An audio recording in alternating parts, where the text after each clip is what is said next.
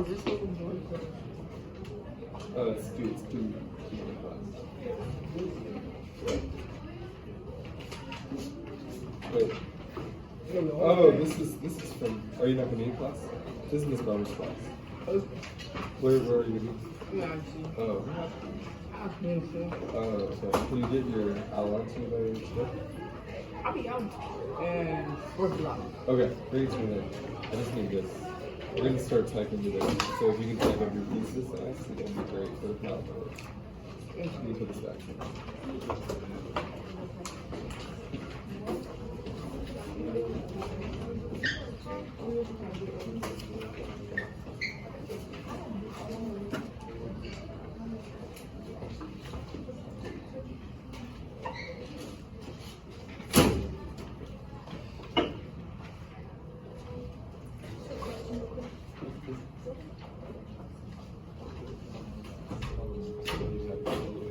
Okay, ladies and gentlemen. Okay.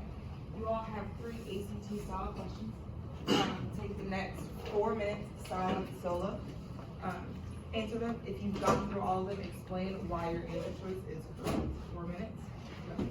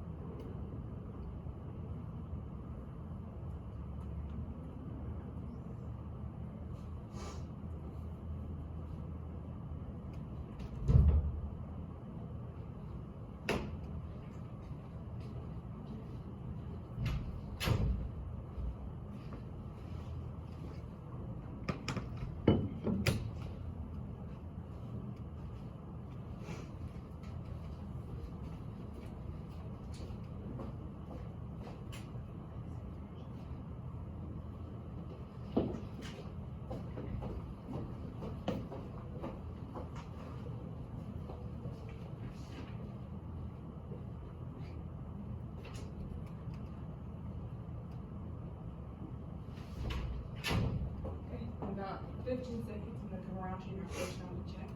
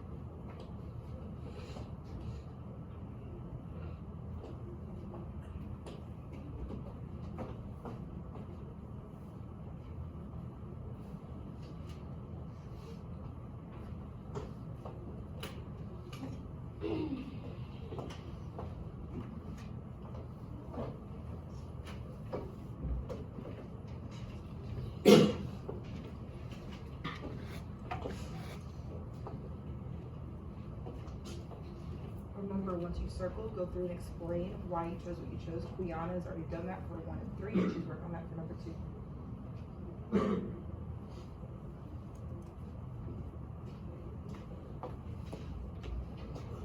Probably about a minute left.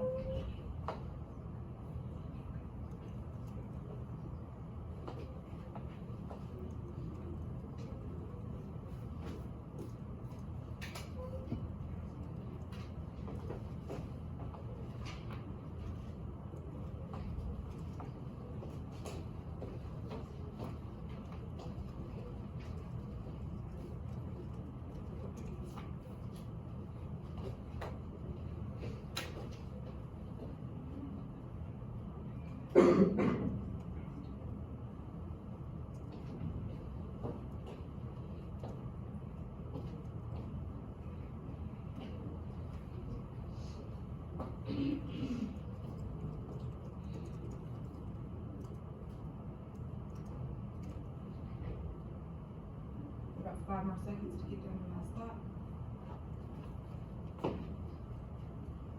Go ahead and bring it up here. First, good morning. I missed y'all. This day we've got a lot to catch up on because I was not here yesterday. We're only going to focus our efforts on number 1, and if we have time, number 3. There's about 8 of us. This number 1 on that first round, and so I want to make sure that we all get there this time. So, put a star next to number 1. Because we're going to come back to it. I'll take a volunteer for the correct answer to number 2. Marquez? C. It is C. You do not get C. Update your paper. And then number 3, I'll take the volunteer for this one as well. Move on. It is D. Okay. If you got questions for number 3, just tackle them in a moment. But number 1, that's one where we really seem to struggle, so that's the one I want to spend the most of our energy on. So, looking at number 1, go ahead and read for us the entire sentence there, please, Brianna.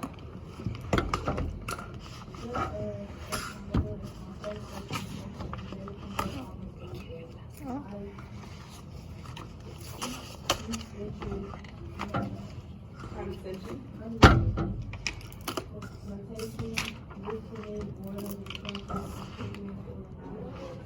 Great.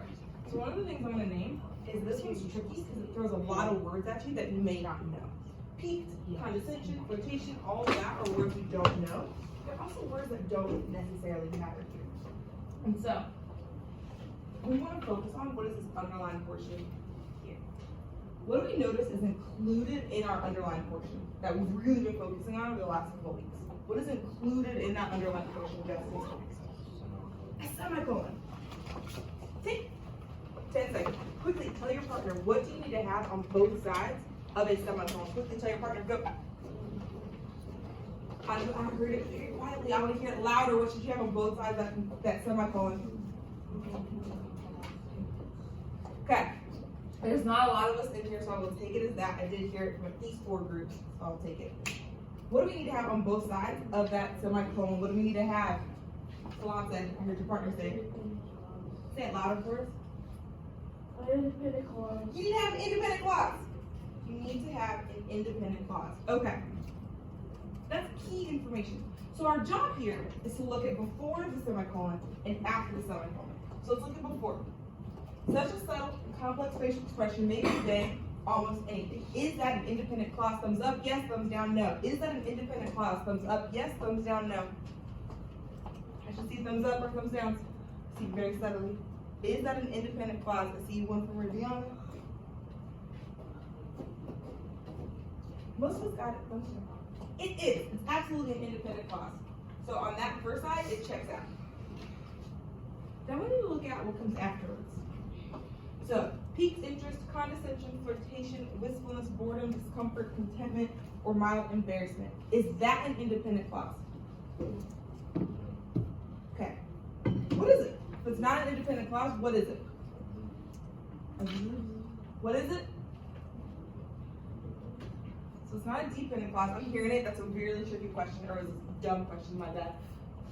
So, we see a series of things, also known as, what is also known as, Marquez?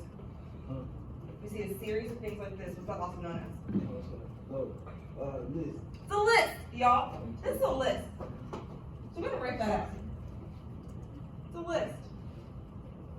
So I know that we've talked about this before, only briefly, but typically if you've got a list like this, what should come before it? What should come before it if you've got a list like this? If you're still struggling, I want you to look at the choices that we see here for number 1. Go ahead, quickly talk out with your partner. Of these choices we've got, which one of these types of punctuation should be used with a list? Talk out with your partner. Go.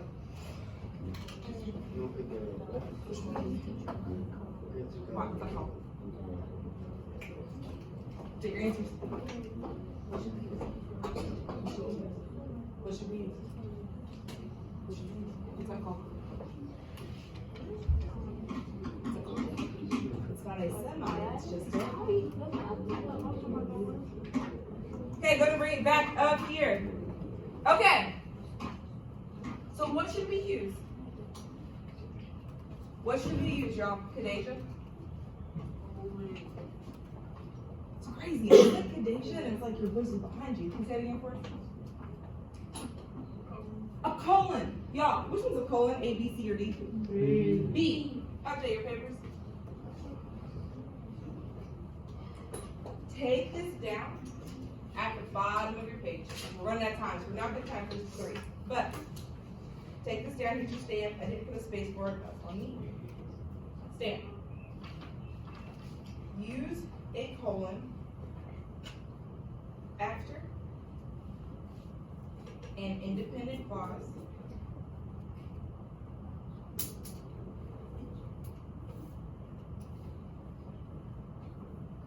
to introduce a list.